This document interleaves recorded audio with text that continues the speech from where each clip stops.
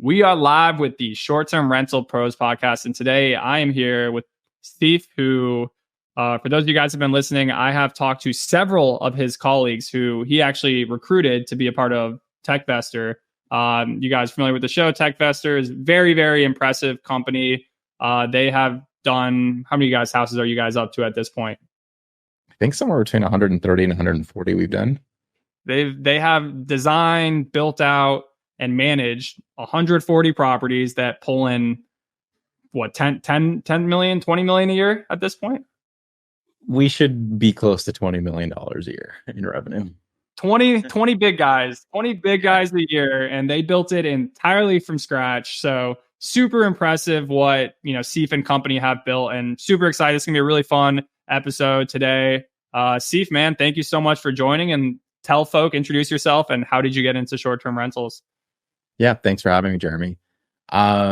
First and foremost, super lucky and privileged to have a fantastic team that actually pulls this off every single day.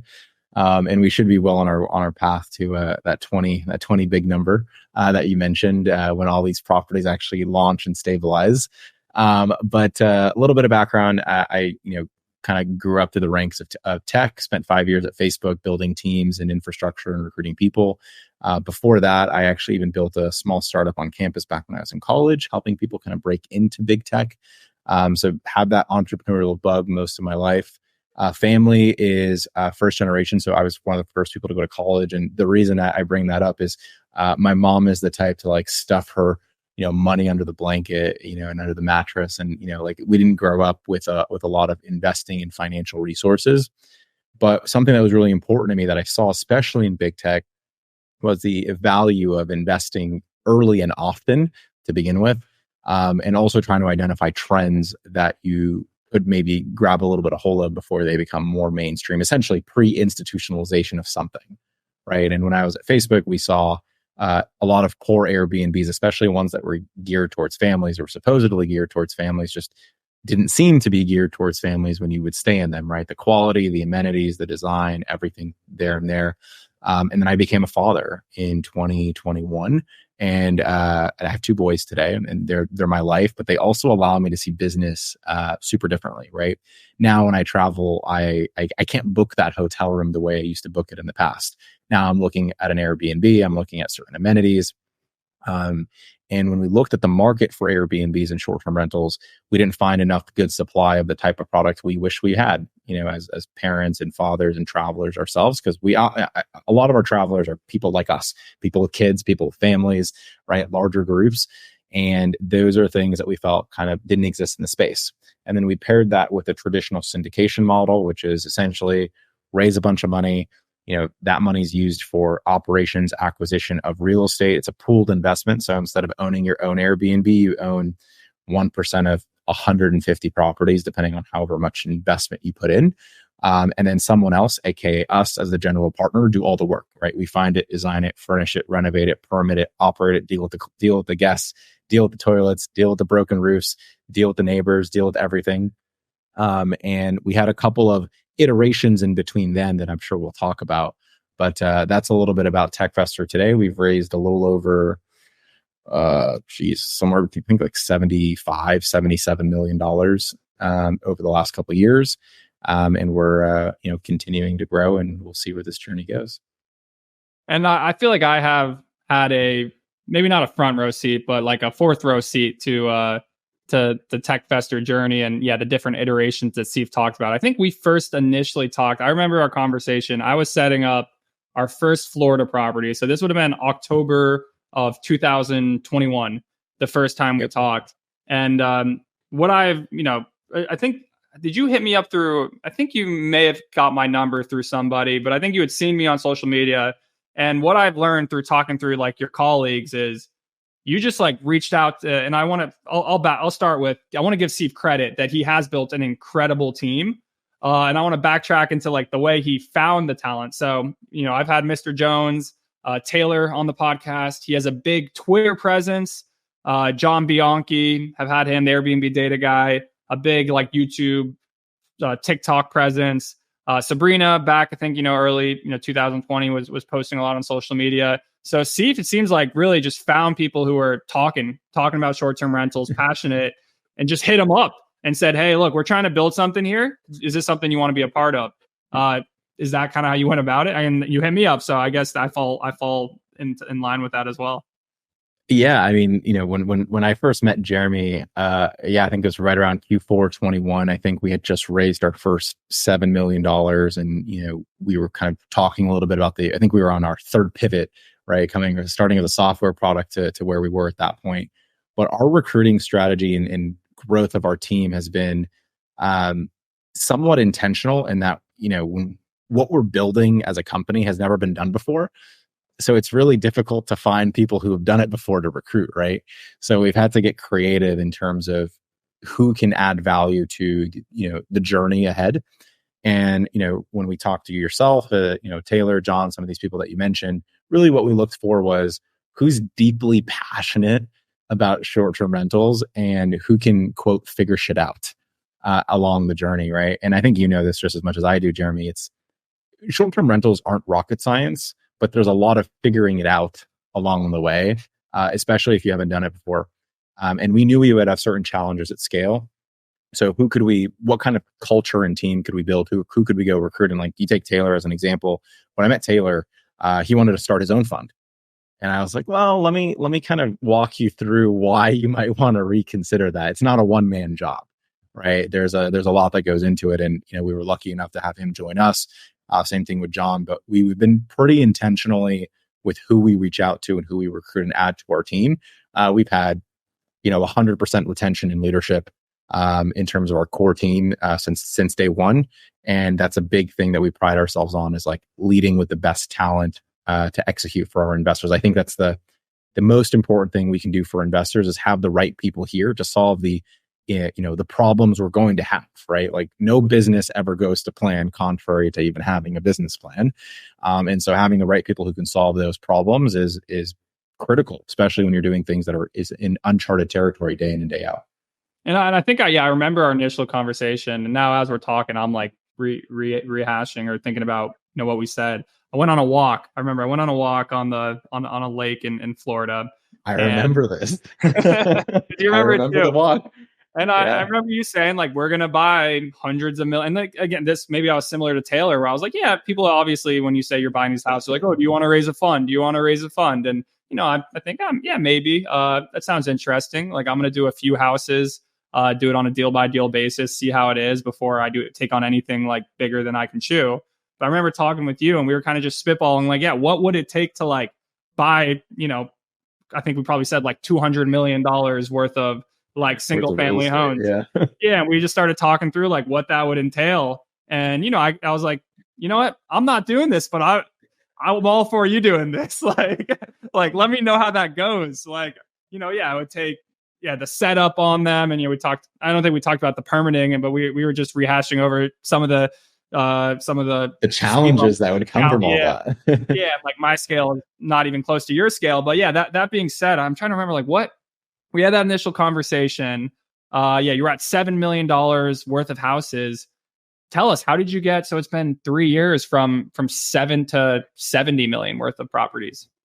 Yeah, I mean, it's been a lot of luck and a lot of right place, right time. But I think naturally, it's just been a lot of like right adaptability, right? As the markets changed, late 21 and 22, you had interest rates doubled between late 21 and late 22. No one underwrote for that. I don't care who you are, where you are in the world. If you underwrote for that, you would have never bought, right? To begin. And so that was challenging. We had to build our own operating infrastructure. But I think what we did is we had a big vision. We had a great team. We told a great story, in my opinion, that I think was simple to understand. I think investing is often complicated, and we tried to find ways to uncomplicate it. We related things to the user. We took a user journey approach, right? I know we were joking a little bit about software and the user journey a little earlier. We said, well, people understand short-term rentals. They stay in Airbnbs. They like the product. They can understand the value of having well-amenitized homes for families and groups and kids. Here's our thesis. Here's what we're going to do. And we kind of broke it down and told a narrative and a story over the next couple of years. And people really bought in. right? It was a time post-pandemic that travel was really booming in many ways. And we found investors in verticals that understood real estate, but had never invested in a short-term rental fund because it was never an option, right? So we essentially used what I like to call, forgetting the first exact words, like tangential marketing, right? It's like finding users where they already exist with something that they probably understand, right? It's not far off from like their core understanding of things. And I think we were really lucky to find that from people who invested in apartments or self-storage or other things in those lines, that this didn't feel that crazy to them, right? And that became a start. And then we also do a great job of, I think today at least, of sharing our journey on social media, on podcasts like this, and also just relating really well to individuals. Like if you're an individual and you have kids and you've ever tried to book an Airbnb, like you already know what I'm talking about if this is someone that's you, and you go and you try to find a property and then you see one of our properties, and something we hear all the time is, quote, "That's exactly what an Airbnb should look like." That type of validation is really easy to understand as an investor, because you're like, I would book that, right? And if I would book that, I can put my money into this and hoping that someone else would book that. So a lot of that's happened. We brought on Sam, who's our head of capital markets, as well. And just building the engine has been a journey, but it's been a rewarding one for sure. Definitely. And I remember your like early, it's kind of funny. Yeah, you said interest rates doubled, things got a little tighter. And I think we both probably got lucky. In a way, it's like kind of crazy that, we're both relatively young, but we kind of hit this at the right time. I mean, granted, yeah, sure, if we would have bought houses in like 1970s, 1980s, they would have been a lot cheaper. But really, like 2020, 2021, you could you buy in roughly the right place with like the right bedroom count, you're going to do well. Like you're returning money to your investors. Like I remember, you were paying for like, hey, if someone finds me like a house that the numbers are good on and we close on it, like we'll pay you like a referral fee for that. Yeah. And I remember you're looking for the right deals. And I sent you a couple and you're like, this one's under contract. Like you sent it. But like that was back then. That was kind of roughly what you could do, is like, the house, right size, right area. Now, like you guys have narrowed the crap. And I mean, I definitely have as well. Like there's still deals out there, but you just have to be very, very specific about the buy box for the properties you're looking after, and then just set them up extremely well. So yeah, break us through. So 2022, what worked? Like what could work? And now in 2024, what are you buying? Yeah, when I look at 2022, we were still going primarily off of third-party data, right? Your AirDNAs, your Rabus, you're observing what's kind of going on in the market, because you didn't have first-level data of what was working. And so our thesis at the beginning, when I look at our first portfolio, we had more smaller properties, right? Today in our second portfolio, we have almost no smaller properties, right? So primarily larger homes to begin with.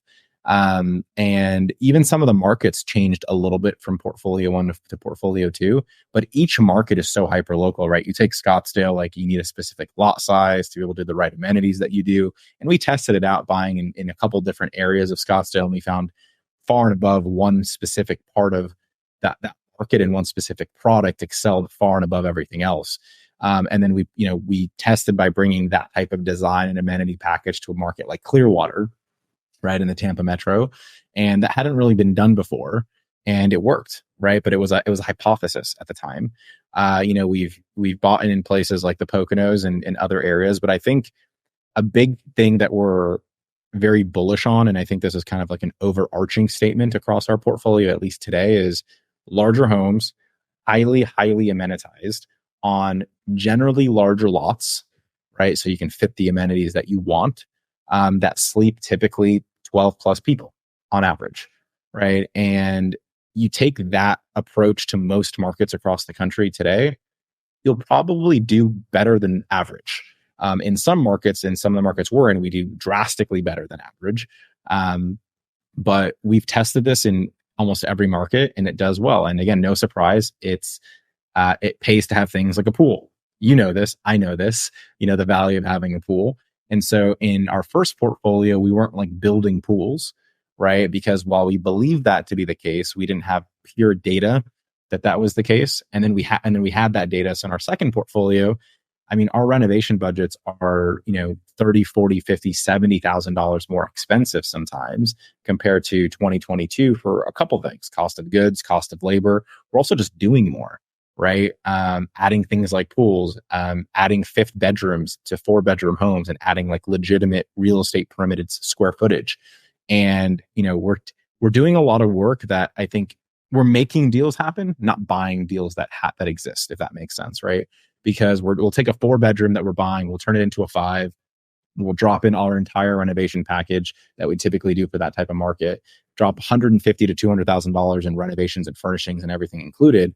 But your average operator of a short-term rental isn't doing that. They're looking for something that's like on market, turnkey. They don't want to spend all that money. They're kind of going with the flow. They're like, how do I make this work with what I have? We're going in with like, no, we're going to make this property what we want it to be, because we expect to hold it for a conceivable amount of time, and we want to continue to remain relevant, not just today, but 8 years from now, right? We literally have internally what we call an 8-year North Star. Anytime we buy a home and we're renovating, designing, we're asking ourselves, is this relevant 8 years from now, right? If we're going to fix the roof today, because, let's say you're in Florida and you're at year 14 on a roof, you're 21 on a roof, you're 12 on a roof, what decision do you make? Very different decision if you're in Scottsdale on your year 12 on a roof, right? In terms of those types of things. So those are some of the things that we've seen have worked, and we've tested out everything from golf simulators as amenities to pickleball courts, which the pickleball court one is one we hear often from folks is like, how did you learn about this one?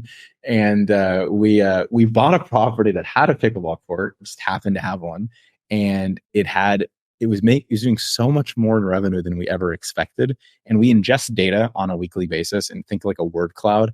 And so many of the reviews were talking about pickleball. And we were like, okay, let's test it out and build this at the next property in this market. And we did, and we saw repeatable success, right? So we continue to do those things, and we continue to get better with like the types of things that we launch and operate. But that's just one of the examples. I think your guys' amenities, they're hilarious. And yeah, I had Mark Lumpkin, who was writing he's writing a book called The Amenities Arms Race, and trying to dive into like specific amenities. And yeah, I had the conversation Taylor about play structures, and how It's not even if you get a normal, like the cheap play structure, you might as well not get one. Like you need to get one with like at least like a slide and like 3 swings. You're like, it's not even the amenity, but it's like how you do the amenity. Like it's not bunk beds, but it's bunk beds that are jazzed out, and One of the most interesting things I'll leave you with on the amenities, Jeremy, is the style of your mini golf. It has a direct correlation to revenue based on our data sets that we've collected. So like different shaped mini putts allow you to drive significantly more revenue. Ironically, really, is it like if they're like if it's one, because sometimes people have like the 3 holes, but they're like together in one circle, like depending on how you design it. Yeah, whereas like the ones that you like kind of have steps between, so it's like you're walking around and going to different spaces for it. Yep, but the answer is different depending on the market, right? And so it's like it's so like we geek out on these things like on a daily basis, right? Like it's literally all we do every day is, we have I think in March we did well over or somewhere over like 1,000 checkouts a month, right? And so for us, like that's all first level data that we can ingest, we gather, we observe, or like what's working and what's not working, and we nerd out on like the smallest of details to try to unlock and hypothesize and test, like, is this thing going to work, or is this thing not going to work as we think about growth and scale? And then can we take this from this market and apply it to this other market? And that's, I look at your guys' portfolio all the time, and I commend you guys. Sief and team have made their track record completely public. They're not, they have nothing to hide, and they'll tell you what their properties are, what they, how much they're making, which not a lot of people are doing. I'd say I'm pretty honest with my stuff, but I would say a lot of people, like, yeah, sure, maybe the house is making $300K, but they bought it for $3 million. So I think they talk about that revenue number, but they don't talk about that monthly mortgage, those operating expenses. Sief and I, before we hopped on today, we talked about expenses and how important they are in this game. And if you at 140 properties, how do you manage OpEx, and like what are like the funnier like solves you guys have had to just like the problems that you get at scale?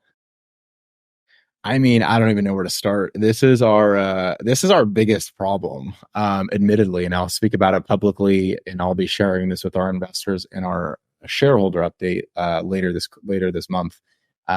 We don't have a revenue problem. Like, our properties drive industry leading revenue, but we believe we can continue to move the needle on expenses, right? And so, how do you manage labor, right? Do you hire in-house handymen in a market where you have 36 homes or not? That's a question, right? The argument would be yes, but you wouldn't hire one in a market where you have 3 homes. How do you get supply costs down?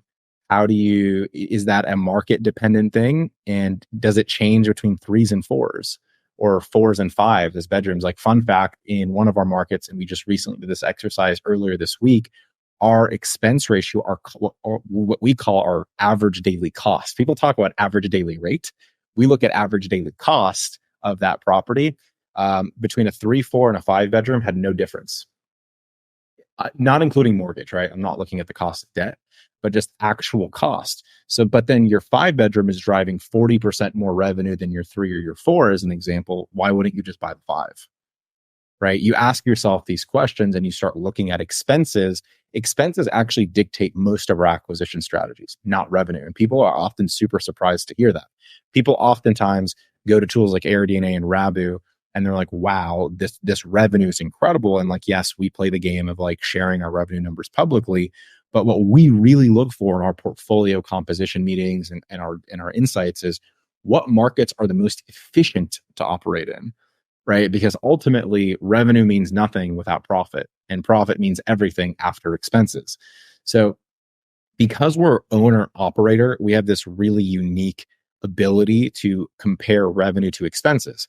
And someone from Vacasa way back in the day told me a statement and a quote that sticks with me till this day. He said, 40 to 60% of Vacasa's clients at some point restrict Vacasa to what they can and cannot do as a property manager. What I mean by that is, like, you can't allow pets, you can't charge less than this or more than this per night. So inherently, you have an owner who's emotional or illogical or uneducated, or whatever the right word you want to use is, about their home. They're telling what is supposedly their expert partner, right, in the space on, essentially how to do their job. And therefore, they're limiting their ability to drive revenue. That is what we like to call an inefficiency in the marketplace. And that's why a big reason we drive inherently better revenue is because we don't have any emotions in our property analysis, right? Everything is investment. Everything is logical. There's no restrictions. It's like, let's do the right thing for the property. And we also track expenses. If you go, anyone listening to this, call your property manager, ask them, do you know what my property costs per day to operate? I would be shocked if a single person actually responded to you with an answer. They don't track it. They have no incentive to track it, right? They make money off of 10 grand a month that they're driving. I do not know my average daily cost. I could figure it out. Give me 20 minutes. You can figure it out. That's something I look but that at. It influences so much, right? It influences acquisition strategy. It influences revenue strategy. It influences where you can actually drive potential impact. Like, for example, and you and I both know this, that you can't just price your property whatever you want in the market. Like, the market prices your property to an extent, right? However, you can probably move the needle on expenses if you were tracking it, right? Like, how many, we know how many, paper rolls go through a reservation, right? We track that meticulously because that data is insightful. Well, what does one cost us? If we're able to, and for us, it's impactful at 140 doors, right? If we're able to take our average supply cost from $7 a reservation down to $6, while that might not sound like huge, that's a 16% increase in profitability on that one metric across 140 properties, right? So the value to us is massive compared to the individual who might say, I don't really care about that buck. But for us, we really care about that buck, because that buck is $1 times 140 times 3,000 things we can do like that really add to our NOI at the end of the day. So that's Was why is we're it so like gung ho. installing like the smart thermostats to Yeah, keep temperatures regulated and totally. Things mhm. like that. We installed in one of our markets, we install like a ton of mini splits, for example, and we disconnect all the baseboard heaters and those types of things. Because they're a It's in a lot more cabin efficient. market. Yeah, they're a lot more efficient, but guess what? You also got to drop 25 grand to install them in the whole house on day one. So what's the ROI on that, right? And how do you measure that ROI? And for us, because we have an 8-year North Star, we know that we're dropping our utility expense by X over an 8-year period. Here's our payback period. We think Are that mini that's a splits good that ROI much more efficient? compared to in this market, compared to what the home typically comes with, which is not central. Yes, 100%. If the home has central, you wouldn't need Oh, to add mini baseboard. So splits. this is specific to baseboard heating, not Yep. which is what do you mean baseboard? What do you do? Like have like a boiler room? Like what is Yeah, some cabin markets have, propane and oil and like, how do yeah, you improve oil. efficiency of a home, right? And these types of things. And, snow plow versus lawn care. And like, do you add a pool? Do you not add a pool? Like all of these things. And also like by adding a pool, you add revenue, but you also add expense. What is Totally. that expense? Right. And it's not just expense of operating, it's like expense of insurance.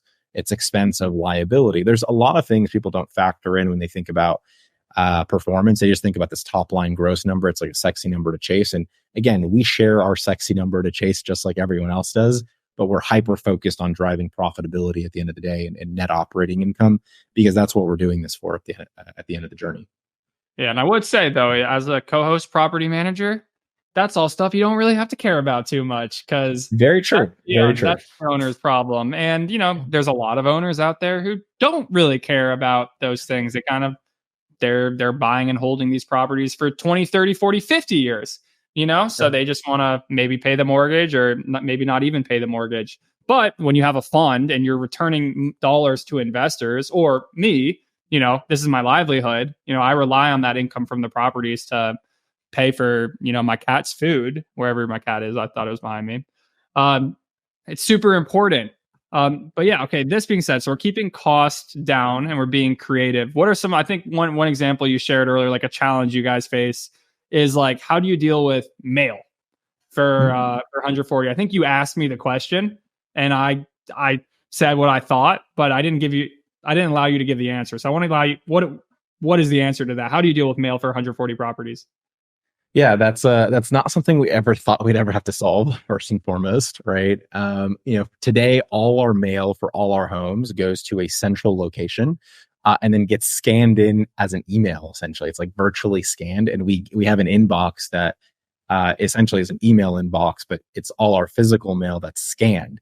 And people ask, like, why do you have that? And it's because a lot of municipalities and communication still happen via snail mail. Right. And so how do you communicate and keep up on these types of things? And just, sometimes important things come through the mail and it costs us They do. like They do come through the mail. I they will come through the second. mail. It They doesn't make they sense, show but it up still and they does. show up again and they show up again a month later. And if you're not there but once a year, and I mean your cleaners might grab it and put it in the closet for you, Yeah. but do you want your cleaners like reading through the mail and being like, oh, this document here is important? They're not gonna know. No. Uh, And you can't even really tell sometimes until you open up the thing. So, we have thousands of pieces of mail a month, right, across our portfolio. And we built an infrastructure. It cost us about $700 a month ish to like run and operate.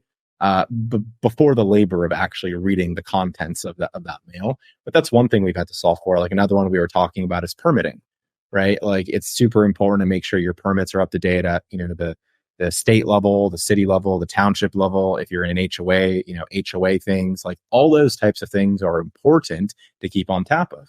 And, again, a lot simpler to do on if you own one property, but when you own 140, like how do you need to build infrastructure for that, right? In order to keep tracking and like when do they renew? And like if changes happen from a regulatory perspective, how are you informed? Right, of how that happens. So there's a lot of challenges at scale that I don't expect operators typically to deal with. But these are some of the things that we've had to build infrastructure for. And, I think our investors would appreciate the fact that we're building infrastructure for because it allows us to drive a significantly better return profile for them.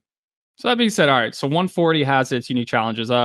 One question: do you guys have full-time cleaners, or I'm assuming you probably need several services in each market if you have 20, 30 properties there? We have several services. We don't have any cleaners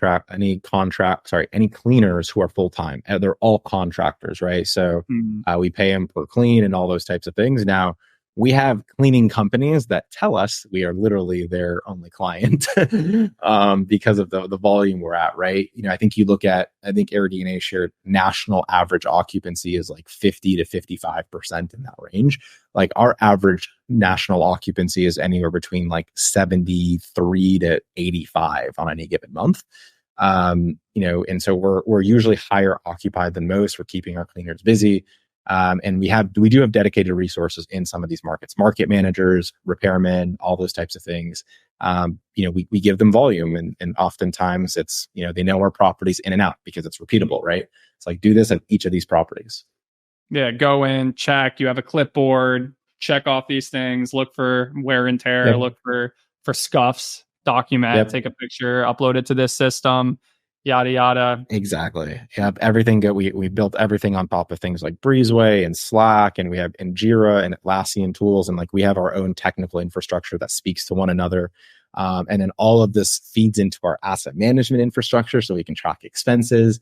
Like we export our QuickBooks and other accounting things weekly, if not daily, and we know what our costs are on a rolling 7 days, right? Like, where are we spending money and why are we spending money, and does something seem off? So those are things that we spend a lot of time digging into and nerding out on. Absolutely. So, but having fun, I think, again, this goes to the point that there's so much to do, there's so much to look through, but having a group of people who is like interested in finding these things, like, hey guys, how do we lower our cost per month $1 for each property? Like, whoever can figure that out, gets a shout out or whatever. Or I'm sure, I don't know. You guys have a culture of like being excited to figure out or solve these problems. Well, the impact is massive, right? And it's not just you talk about, give you an example, right? If we're able to save $1 on supplies across 140 properties per reservation, and we have 6 reservations on per month per property on average, let's just round up and call it $1,000, right? That we're able to save. That $1,000 may not seem massive. However, that $1,000 is the equivalent of $8,000 to $12,000 of value on resale because of your improved net operating income, right? And that's off of $1,000. So, for example, when we were able to reduce our utility costs in a market by 40%, which was the equivalent of about $50,000 a year in one of our markets, that right there is the equivalent of a $500,000 to $600,000 improvement in portfolio value by making that change. Like, making those phone calls helped add $600,000 of portfolio value. Your average individual probably isn't thinking about it like that, and you wouldn't expect them to, right? These are the types of challenges we face, but we nerd out, we have fun on. And to your point, like the fact that we have people who are deeply passionate about the space and just live, die, breathe everything in this industry day in and day out is an unfair advantage. So did you call Alex from Can Monkey? You have enough scale with him? You say, hey, we're not doing $50 a month anymore per can. We're knocking that down. Each dollar we get you down is another $100,000 of portfolio value for us. So we're gonna have to. We know Alex pretty well from Can Monkey, and shout out to them. They have a great business model and a great business in general, and I believe we do use them in some of our markets that we're in. But yeah, people like Alex, yes, we would call them and say, hey, we also have a great advantage in negotiation because of scale, right? Most people aren't calling service providers and saying, I have 30 homes in this market, or 140 if they're a national provider. And, generally, they look to those as enterprise accounts, and those are a little bit more, negotiable in terms of what can happen. Absolutely. And one thing I want to touch on, and I think when we talked years ago, this was also part of the vision, is that I don't want to say the issue, but really the reality of single family residential homes is that when you sell them, you can only sell them off of appraisal value. So Sief's coming in, he's adding $150K, $200K's worth of amenities, pimping out the homes. However, when he goes to sell them, the neighbor down the street doesn't have all that cool stuff in the backyard. So, the value of the home can be seen as less. even though he's added something that's really created value for the property. However, there is a world, or a world that Sief shared with me, is there is a world where you can sell these things on scale, or at scale, at a cap rate. And a lot of folk I've had on who are in boutique hotels or landscape resorts, that's really where they've hit the nail on the head. Is we can build these, we can stabilize these, and we can sell them at a cap rate. Which, again, when Sief earlier is saying expenses are lower, the reason you can get your expenses lower is so you can get your net operating income higher. If your NOI is higher and you sell at 5, 6, 7, 8% cap rate, you are drastically, or I don't want to say exponentially, but you are linearly increasing your sale price. So what is that? Is that kind of how you think of, like, how do we increase NOI? And there is a world where NOI matters, because really for single family homes, NOI doesn't really matter. But for 140 single family homes, it might matter. Yeah, and I think you hit it right on the head, right? Like, and I would actually beg to argue that it is exponentially different, right? Selling between a 5 cap and a 8 cap is very, very different, right? And so I'm not here saying that we're going to sell at a 5 cap. I don't think the market trades at a 5 cap or anywhere near a 5 cap. Should I take a 5 cap tomorrow? If anyone listening wants to offer that tomorrow, I think our investors would be very, very happy with that. But I think the idea for us is, how do we improve value? And our thesis is that by building a portfolio, institutions, mid-size or larger ones, and we've talked to several, would be interested in buying this portfolio. And our thesis starts with this: if I'm anyone like Starwood or Marriott or a mid-sized private equity group, and I have an interest in short-term rentals or a thesis around short-term rentals, and we've talked to a lot of groups who have a thesis around short-term rentals, they have two options. They can build a portfolio or they can buy one, right? And if they build a portfolio, it's too slow, because they're used to deploying 50, 80, $100 million into a project, and it just kind of happening. That doesn't work with short-term rentals. It's hyper local. I can't just go buy a community of short-term rentals in Scottsdale. They're not all going to be ideal product, right? And if they are, then you're going to oversupply the market very quickly. So how do I actually buy the right supply? And it's honestly brick by brick. There is no speeding into this. You got to go do the work. Each design has to be different. The amenities have to look and feel different, even if they are the same. And you do one at a time. You do one, you assess it, you do the next one.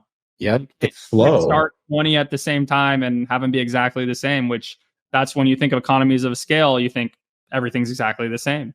Yep, to create differentiated product. And institutions just don't have the patience for that, right? Like, they have a first world problem, which is, I need to deploy all this money ASAP.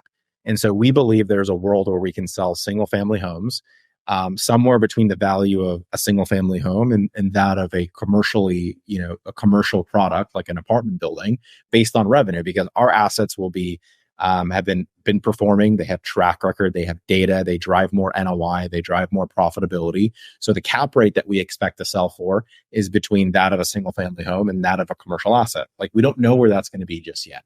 Now, if we're wrong and our thesis is wrong, maybe we hold on a little bit longer. And the good news is we can sell these properties back to the market as single family homes, which are still going up in value. Which are theoretically still going up in value. We have long-term fixed rate debt on all our homes. We're never going to be forced sellers. So we've hedged the risk as best as we can, right? From that perspective. And you and I can both agree that oftentimes it's about surviving in markets, not necessarily always thriving. And we've given ourselves the best chances of survival, and we're giving ourselves the best chances of thriving in those markets as well. So it'll be interesting to see if we're able to actually pull this off. But this is the number one risk we tell investors, right? Is what we're trying to do has never been done before. I can't sit here and point to you to another 20, 30, 100 unit portfolio of single family homes that's done this. If we can do this, we'll be one of the first to set the market. And if we can't do this, then it'll feel like probably we hit a single or a double instead of a grand slam, and that's a risk profile we're totally okay to live with. And maybe we do this, but no one can ever do it again. Maybe that's the case. We'll find out. But either way, it'll be fun along the journey. Well, either way, I'm excited to stay. Maybe I'm second row. I'll say second row in the journey, because it's been you got backseat ticket back behind the scenes tickets anytime you want them, Jeremy. I can go into the locker room. Let's go. There we go. Hopefully I'm in the locker room when after the Final Four, the national championship, when Sief's up there with his champagne. That's That's what I'm the excited team's for. going to take us there. The team's going to take us there. I'll probably be in the back being like, wow, that was one hell of a run. He'll be crying. Sief will be crying. Probably. He'll be holding his baby, crying. Yeah, Uh, that sounds more in line. yeah, but what are you excited for? So, obviously building this portfolio, anything else on the horizon for Sief, for the team, or anything exciting you want to talk about? But Yeah, what are you I excited think about? I think the big thing for us is like we're asking ourselves what's next at this point. And, a couple of things of what we think could be next is obviously like preparing our portfolios for exit and the most optimal exit we can get out of them. But also we have tons and tons and tons of people who reach out to us all the time looking for certain things that we've been able to forge some really great partnerships with for other services. I know you talked to John, who leads STR search, right? For anyone who's looking for a done for you Airbnb to be found for you, right? From acquisition as a service. I know you had Mark recently on from STR Cribs from renovation and design. These are companies that not only do we use and recommend, but we're hoping to add value to the short-term rental ecosystem in the marketplace in general. And we've been able to do some crazy good things, but we think we're just getting started with the things and the value we can add to the overall short-term rental ecosystem. And internally, we call it the STROS, right? We have a belief that we can add value to the onion of short-term rentals. And we started with solving this thing for passive investing in short-term rentals, but we don't know exactly what's next, but it's something that we're continuously talking about. And do you have a goal? So with the core fund of being like, oh, in 2 years we want X number of properties, or is it? Do you have like we want a $200 million worth to own $200 million worth of homes? Or is there anything like that, or no? We did have a goal, and we blew past that goal. We never thought we'd actually get this big, to be quite honest with you. And I think we're at a point where, we'll continue to grow sustainably. I think it's the most important thing. We have no outside venture funding or anything, those types of things, and we don't ever expect to really need it. But for us, we're kind of at a place where we're comfortable and we're assessing how can we improve what we have, not necessarily how can we grow even further. Like we drive great revenue, we have great properties. It's how can we make it better, not how can we get more properties, I think is the number one goal today. And if the capital continues to flow, I think, the last 3 years, including this year, have been very, very weird for capital markets, right? You had the lowest interest rates ever to the highest interest rates ever, to the Fed, to First Republic, to banks. You have an election this year. We can't control capital markets, and we'll continue to go with the flow of capital. But what we can kind of control is how can we continue to get better, right, at operating. And we think that's where we have the most value that we can add to our investors and our community. And then also, I think something you guys have done is like, now that we have this team, how do we leverage our skills and add value to the entire ecosystem, which I think is a really interesting way of saying we've done this ourselves. We've built a rock star team. Our team has been exclusive, but now how can we open the gates and allow others to, reap more based off what we have sown? Yeah. And I think that's something that we have a responsibility to do, but it also, a rising tide lifts all boats, as they say, right? The better that the short-term rental industry does and performs, the more confidence folks like institutions have in the marketplace. And we see it every day when people reach out to us and like, oh, I'm copying you and doing this property. And, we give them the best of luck. And we still drive 30, 40, 50% more revenue than they do because, we can have identical homes next to somebody, but operating is half the battle, right? Like you can move the needle significantly on operating. And that's where we have, our biggest unfair advantages in operating. It's not a pretty photo of an Airbnb, right? It's what we know what to do with it, right? Beyond that. Yeah. And I think I tell people that in this, because BNBCalc, you look at like, we give a scale, like a revenue scale. And you could buy the same house as Sief in like the same exact house in the same market. You can pimp it out the exact same way. You can say, oh, we need a pickleball court. We need, XYZ, but then you're still going to have, 15, 20, 30% difference. And that's again, where the inefficiency in the market is. That's why you can make money in short-term rentals, is because like random little things you do, whether it's from an operating standpoint, whether it's from a setting up the property standpoint, can make outsized return differences, which is why and that's why we lean on team. That's why we lean on team, right? That's huge.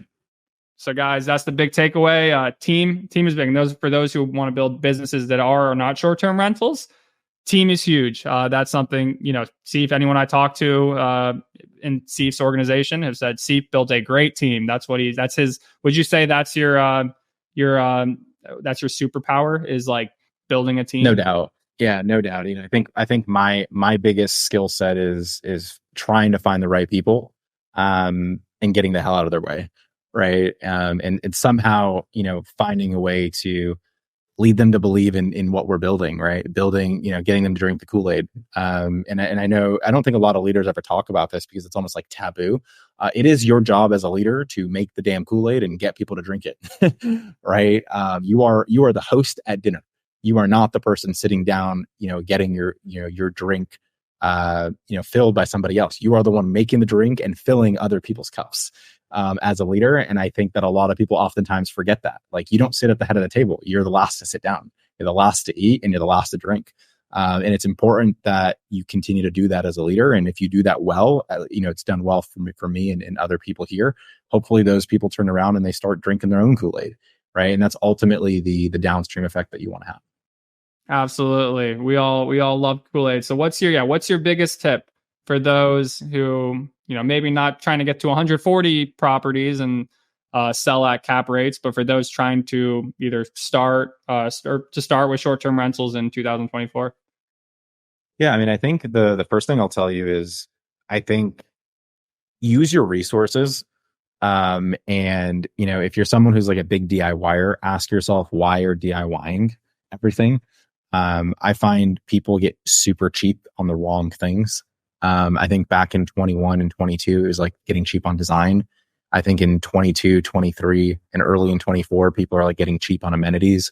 They don't really understand like the value of things, because there's no direct correlation. They can just go click on Google and be like, if I add a pickleball court, what's my increase in revenue? Like, there is no direct understanding of that type of data yet. Go talk to people who are experts in this space, right? We talked about John earlier from Search. We talked about Lumpkin and Mark from STR Cribs. These are people and companies that do this for a living. They have insane amounts of data, and the numbers prove it themselves with the homes that they put out. Go get help if you're getting into this space. It is going to continue to get more competitive in the short-term rental space, not less competitive. And if you're one of the weaker properties, especially in today's world where cost of debt is and cost of property, you will be phased out far, far faster than you think you will. If you're not doing the right things up front. It's not, everything you do up front before you launch is the most important thing, not the launching itself. Yeah, but I would agree. I think that also, in a way, things are like easier today than they've ever been. And it's just because Sure. And I think if you're listening to this podcast, like, you're in the right place. Like, what I know now, what like Sief knows now, like, we had no idea 3 years ago.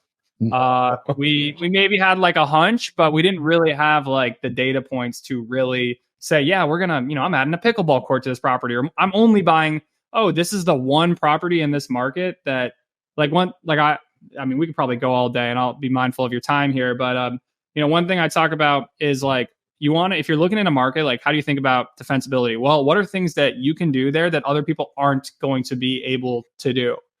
I think John, I was talking to him yesterday, and he, shared an example. And, I tell him things I'm seeing, he tells me things he's seeing, and that helps us stay sharp between the ears and continue to do well. But he was like, yeah, we bought this property in this market, and you can't really have a flat backyard. It's like a mountain market, and other people just don't have flat backyards. And because of that, we think this house is going to absolutely crush. There's a couple other things, you converted a couple like extra living rooms into bedrooms, turned it into like a 6-bed. But really that was like, this has a big backyard that's flat, and we know this is defensible forever for that reason. And what you're talking about is genetics. Like, literally, we look at genetics of the home. Exactly. But that's something I look at. If I buy a house, I'm like, all right, this house, sure, pool, whatever, you can build a pool. But like, if you're in a city, but you have a big enough lot to like have a pickleball court, other people can't have pickleball courts, Yep. That is defensible. So it's like, what are things when you're looking at a property that are defensible about them? And that you can't, there's going to be more competition, but like, you can only do so many houses, frankly. So I'll leave it at that. Sief, any final remarks, or how can folk find you if they're interested in staying in touch with your journey? Yeah, I mean, first of all, thank you for having me today, and thank you for taking care of my team that's also been on the podcast with you. But if you're interested in checking out Techvestor, we're at techvestor.com. Always open and eager to chat with either new potential investors or people just curious about short-term rentals. And if you talk to us and end up wanting to do your own thing, we will be happy to refer you somewhere else, and give you any advice we can, and good luck on that journey. But thank you for the support in general, Jeremy, and the wise words. And, always regret not being able to bring you onto the team back in the day. Jeremy's been a tough cookie to bring on, but he's been uber successful in his own right. So congrats on your success thus far. Hey, and I'd say success comes from having conversations with you and everybody. And I hope maybe a little bit of that goes both ways. So it has to. Awesome. Alrighty, Sief. Well, pleasure as always, man. And everybody, stay tuned to the next episode of the Short Term Rental Pros podcast.